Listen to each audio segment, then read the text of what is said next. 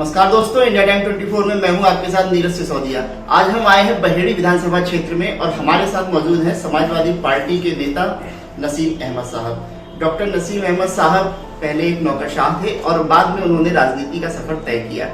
आइए जानते हैं डॉक्टर नसीम अहमद साहब से कि क्यों वो इस बार चुनाव लड़ना चाहते हैं, उन्होंने बसपा छोड़ने के क्या कारण रहे। डॉक्टर साहब, इंडिया टाइम 24 में आपका बहुत बहुत स्वागत है।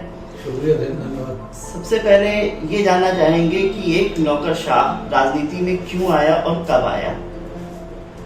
देखिए, 2016 के अंदर मैंने सरकारी नौकरी से जो है बीआरएस ले लिया।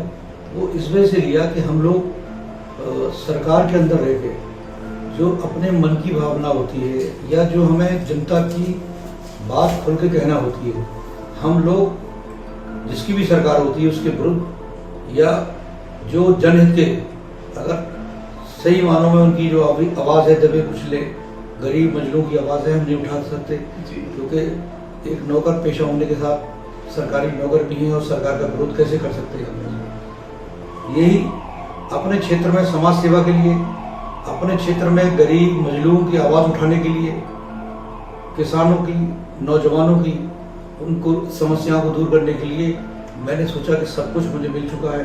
मैं बहेड़ी यही प्रॉपर का रहने वाला हूँ और मैंने शुरुआत अपने सर्विस काल में ही कर दी थी, लेकिन मुझे कुछ कठिनाइयों की समस्या और परेशानियाँ आई जिसकी वजह से मुझे बीआरएस लेना पड़ा और फिर मैंने सरकारी नौकरी से बनवा की।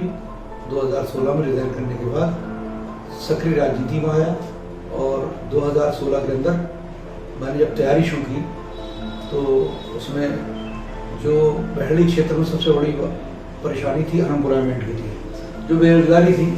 बेरोजगारी की आलम ये था कि बहुत कम लोग सरकारी नौकरी में यहाँ थे। मैंने करीब 58 लाख रुपए से ज़्यादा उन लोगों की फीस के रूप में मदद की जो लोग आईएएस, पीसीएस या क्लरिकल जॉब के लिए तैयारी कर रहे थे। उसके अलावा जो गन्ना किसान हो या जो धान की जो न्यूनतम मूल्य हो, इन लोगों की लड़ाई मैंने वहाँ से शुरू कर दी। मुझे बहुजन समाज पार्टी ने टिकट दिया और पहली बार में ही एक नए आदमी को मतलब जो है जितना प्यार दिया, जितना वोट दिया, मुझे इतनी उम्मीद नहीं थी कि मैं दूसरे नंबर पे पहुँच के और इतने वोट लूँगा। ये जनता ने प्यारों से जो नवाजा है उसका बहुत बहुत शुक्रिया और आगे भी मैं उनकी सेवा करता रहूँगा। उस समय वर्तमान विधायक शायद अताउर रहमान साहब हुआ करते थे जो समाजवादी पार्टी में हैं। कितने वोट आपने उनसे ज़्यादा हासिल किए थे? देखिए, लगभग 3000 वोट मेरे उनसे ज़्यादा थे और वो करीब पिछले 4-5 विधानसभा लगातार चुनाव लड़ चुके हैं।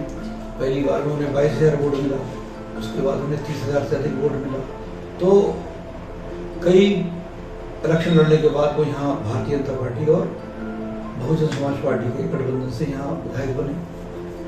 मेरा ये पहला चुनाव था, नया था, तो वो आप खुद ही समझ सकते हैं। क्या रणनीति रही कि पूर्व मंत्री से भी ज़्यादा वोट आपने हासिल कर लिए? ये मेरे कार्यकर्ताओं की मेहनत, उन कार्यकर्ताओं को मैंने गांव में चुना कि आजकल जो नेता के नाम पे हैं लोग खास तरीके से नेता से बचने की कोशिश करते हैं और ये कहते हैं कि यार नेतागिरी एक ऐसा पेशा है कि ये लोग जीतने के बाद अपना पेट भरते हैं और उसके बाद अपने परिवार का पेट भरने के बाद जनता की तरफ इनका ध्यान नहीं जाता है। जब इलेक्शन का साल आता है तब ये लोग आपके पैर भी पकड़ेंगे, थोड़ी में हाथ भी डालेंगे।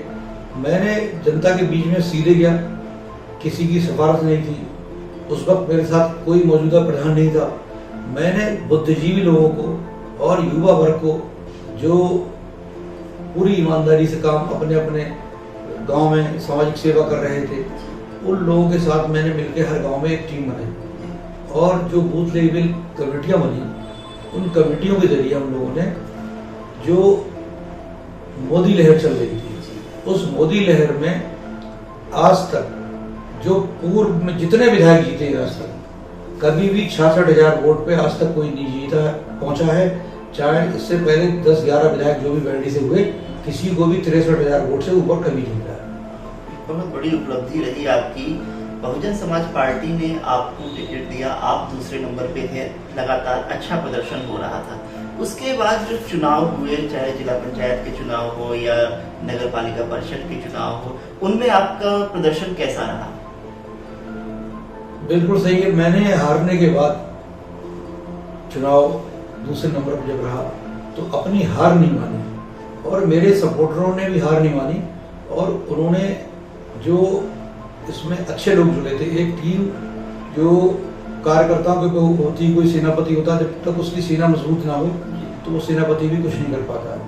हमारे लोगों ने इरादा बनाया कि आप अब चेयरमैन लड़की कम से कम हमारे पास एक ठिकाना होगा, फिर उसके बाद वहाँ से उस प्लेटफॉर्म से हम अगले विधायकी की तैयारी करेंगे। लोगों का और कार्यकर्ताओं का सम्मान रखते हुए मैंने चुनाव का ऐलान कर दिया कि ठीक है, मैं बहेड़ी नगर पालिका परिषद में चुनाव लड़ूंगा। महिला सीट हुई, अपनी पत्नी को उतार दिया।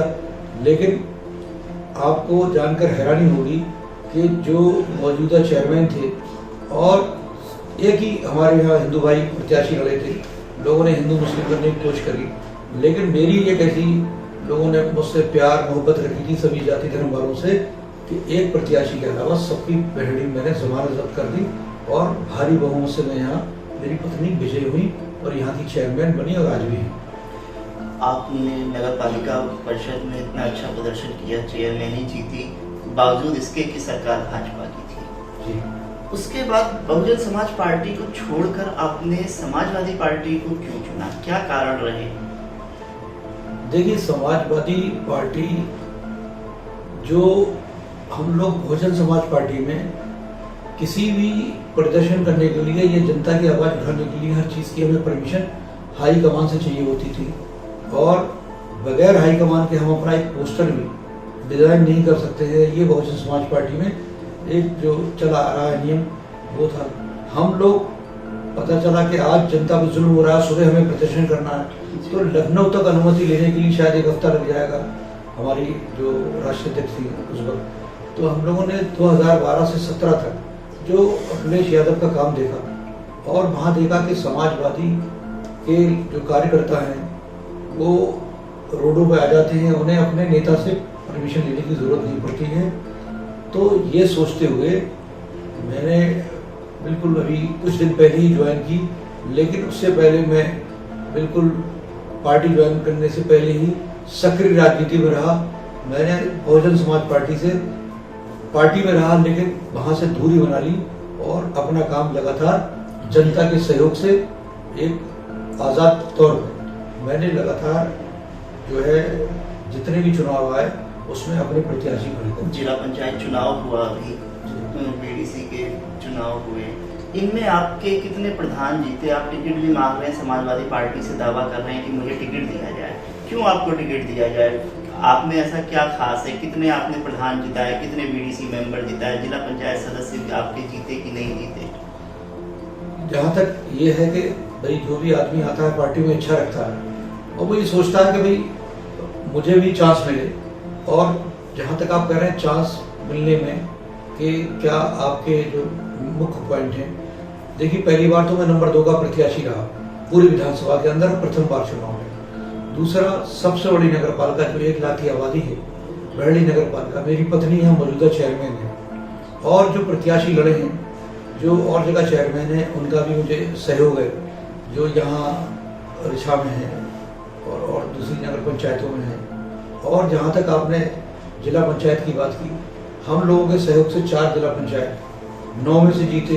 उस समय समाजवादी पार्टी में आप नहीं थे? नहीं, उस वक्त समाजवादी पार्टी में नहीं। अपने दम पर आपने जिताया जी। और प्रधान तो समझ लीजिए 65% से ऊपर प्रधान जीते और हम लोगों ने प्रधान संघ का अध्यक्ष जो है अपना बनवाया, उपाध्यक्ष अपना बनवाया और महासचिव से लेकर सभी पद हमने भारतीय जनता पार्टी को, कोई भी पद यहाँ से जीते नहीं दिया समाजवादी पार्टी में आने के बाद। तो गांव में देख लीजिए बीटीसी हमारे ज्यादा, जिला पंचायत सदस्य हमारे ज्यादा, शहर के अंदर हम लोग पत्नी हमारी चेयरमैन और बाकी चेयरमैन भी हमारे समर्थक में हैं।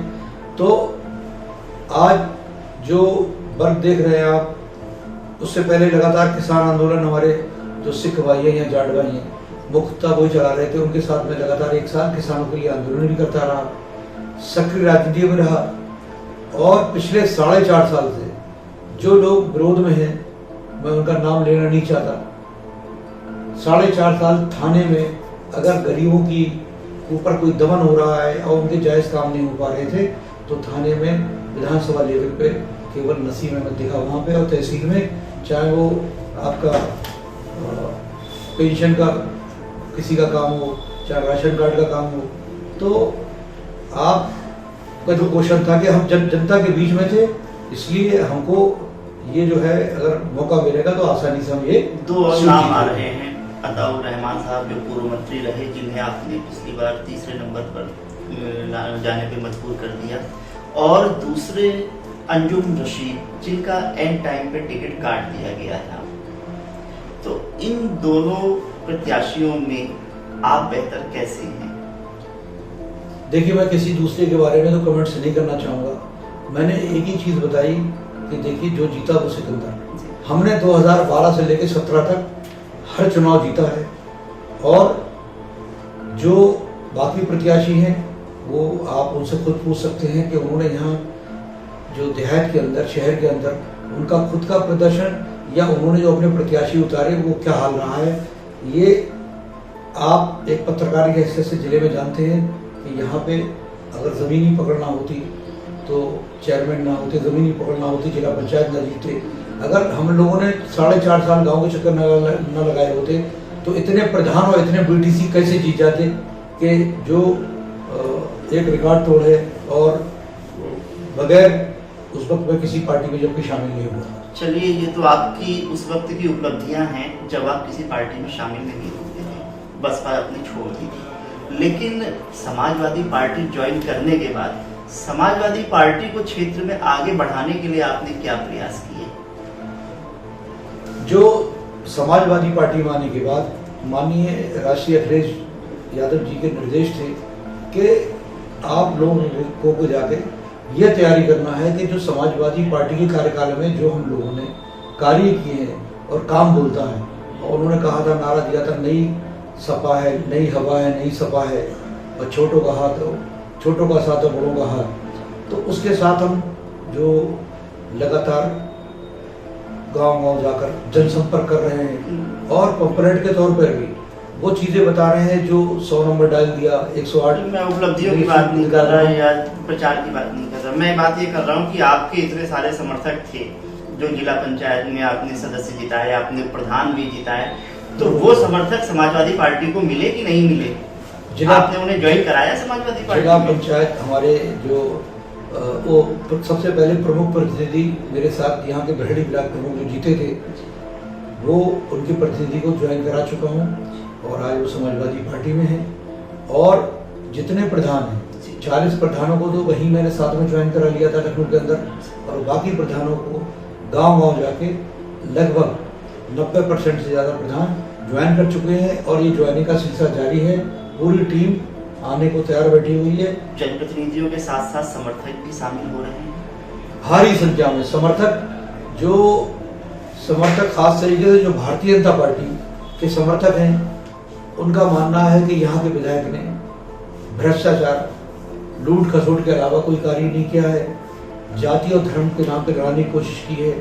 तो ये मेरा सौभाग्य है कि भारतीय जनता पार्टी को जितना नुकसान मैंने यहाँ पहुँचाया है, जब से मैं समाजवादी पार्टी में आया हूँ, डेली जो भारतीय जनता पार्टी के कार्यकर्ता हैं वो ज़्यादा से ज़्यादा अपनी पार्टी से इस्तीफा देके मेरे साथ जुड़ रहे हैं, और पूरी उन्हें उम्मीद है कि मैं भविष्य में निष्पक्ष होकर बगैर जाति धर्म के उनके साथ कांधे से कांधा मिला के जाऊँगा।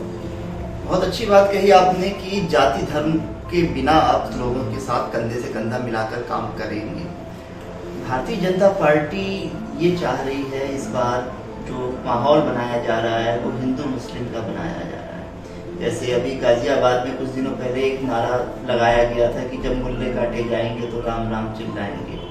तो इस तरह की चीजें अगर हुई चुनाव में तो आपकी रणनीति क्या होगी? किस तरह से आप जीतेंगे? हिंदुओं का वोट आप किस तरह से हासिल करेंगे? देखिए, ये पहले ही चुनाव से जब मैं यहाँ 2017 में चुनाव लड़ा था, उस वक्त जितनी बड़ी लहर थी, मुझे नहीं लगता है कि इस वक्त वो लहर है। आज हिंदू भाइयों की समझ में आ चुका है कि हम मंदिर के नाम पे हमें रोजी रोटी नहीं मिलेगी। हम बगैर ऑक्सीजन के, जब कोरोना काल में ऑक्सीजन नहीं मिलेगी तो हमें कोई बचाने वाला सरकार का नहीं आएगा, किसी ने रोजगार नहीं दिया, तो वो जो धार्मिक नारे भी लगाए जाएंगे, मेरे ख्याल से इस वक्त जनता उसको नकार देगी। और शुरू से मेरा यहाँ इस क्षेत्र में एक मेरी जो पृष्ठभूमि रही है, और मेरा जो पर्सनालिटी रही है। कितने वोट रहे होंगे हिंदुओं के इस पिछले चुनाव में मुझे जो है लगभग बराबर वोट मिले हिंदू और मुस्लिम भाइयों के। ये मुस्लिम कैंडिडेट के साथ पहली बार हुआ है कि इतनी ज्यादा संख्या में हिंदू भाइयों ने एक तरफा वोट किया। अंत में एक सवाल कि समाजवादी पार्टी इस समय किसानों के मुद्दे उठा रही है, महंगाई का मुद्दा उठा रही है, बेरोजगारी का मुद्दा उठा रही है। अगर पार्टी आपको मौका देती है तो आप किन मुद्दों पर चुनाव लड़ेंगे और आपका ड्रीम प्रोजेक्ट क्या होगा बहेड़ी विधानसभा क्षेत्र के लिए? देखिए, बिल्कुल सही पूछा कि ये मुद्दे ऐसे हैं। देखिए, ये जो हमारी बहेड़ी तहसील है, ये किसान बेल्ट है और यहाँ सबसे ज्यादा गन्ना उगाया जाता है और उसके बाद धान। गन्ना किसानों का लगातार आप देख रहे हैं, पिछले 4 साल से सरकार ने कोई भी दाम नहीं बढ़ाया है और गन्ने का जो पेमेंट मिल रहा है वो 1 साल लेट मिल रहा है।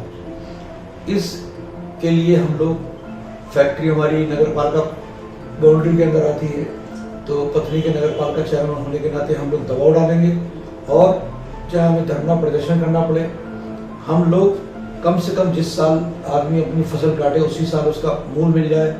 और दूसरा, जो आप नौजवानों की बात कर रहे हैं कि इस साल नौकरी के नाम पे ये हालत है कि सबसे कम न्यूनतम दर पे यहाँ पे जो है रोजगार मिले हैं और बेरोजगारी के स्तर का ग्राफ ट्रेंड बहुत ऊंचा गया है। तो ज़्यादा से ज़्यादा लोगों को यहाँ कोचिंग सेंटर के जरिए हम लोग जो लोगों की हेल्प करेंगे और उन बच्चों को अगले आने वाली सरकार, जैसे अखिलेश जी का वादा है कि युवाओं का जो साथ चाहिए, तो युवा का साथ पिछली सरकार में भी उन्होंने बैकलॉग भर्ती चलाई थी, जनरल भर्ती भी की थी और पुलिस डिपार्टमेंट में भी काफ़ी भर्तियाँ हुई। 1 लाख करीब 75,000 लोगों को रोजगार और शिक्षा मित्रों को परमानेंट किया गया। हम लोग भी एक तो सरकार की तरफ से जो है जो भी जॉब निकलेगी उसके लिए उनको फीस प्रोवाइड कराएंगे और उनको तैयारी कराएंगे कोचिंग सेंटर के जरिए। और साथ साथ मैंने यहाँ एक पैरामेडिकल साइंस कॉलेज खोला है, जो पहला यहाँ का कोई टेक्निकल इतना बड़ा इंस्टीट्यूट है जो मेन हाईवे पे है, जिसका नाम Praja multi speciality paramedical sciences है, मेडिकल कॉलेज है, जिसमें हमारा सभी B pharma, D pharma, nursing और डिप्लोमाज हैं। हम उन बच्चों को टेक्निकल एजुकेशन देने के बाद उनको अपने कदमों पे उठाएंगे और उसका उन्हें लाभ मिलेगा और क्षेत्र में इससे भी बेरोजगारी घटेगी। बहुत अच्छी बात कही आपने। बेरोजगारी प्रमुख समस्या है, किसानों की भी प्रमुख समस्या है और बहेड़ी विधानसभा क्षेत्र में ये समस्या चरम पर है और उम्मीद करते हैं कि आपकी सोच और आपके विकास के विजन को समाजवादी पार्टी गंभीरता से लेगी। इंडिया टाइम 24 को अपना कीमती समय देने के लिए, हमसे बातचीत करने के लिए बहुत बहुत धन्यवाद।